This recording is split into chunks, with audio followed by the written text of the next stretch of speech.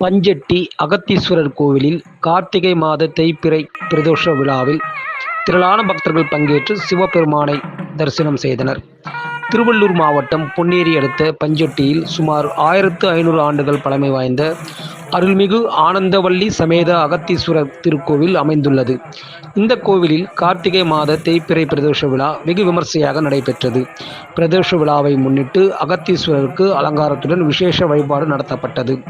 விழாவின் சிறப்பம்சமாக நந்தி பகவானுக்கு பால், தயிர், சந்தனம், தேன், ஜவ்வாது, பன்னீர், இளநீர், மஞ்சள், குங்குமம், திருநீர் உள்ளிட்ட பல்வேறு வாசன திரவியங்களால் சிறப்பு அபிஷேகம் செய்து வண்ண மலர்களாலும் அலங்காரம் செய்தனர்.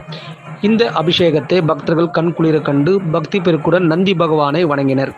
இதனைத் தொடர்ந்து மேளதாளங்கள் முழங்க ஆனந்தவல்லி சகிதமாக அகத்தீஸ்வரர் 5 முறை பிரகார உலா வந்து பக்தர்களுக்கு அருள் பால்வித்தார். இந்த பிரதோஷ விழாவில் சுற்றுவட்டார பகுதிகளைச் சேர்ந்த ஏராளமான பக்தர்கள் பங்கேற்று சிவபெருமானை தரிசனம் செய்தனர். பின்னர் ஆலயத்தின் சார்பில் பக்தர்களுக்கு பிரசாதங்கள் வழங்கப்பட்டது.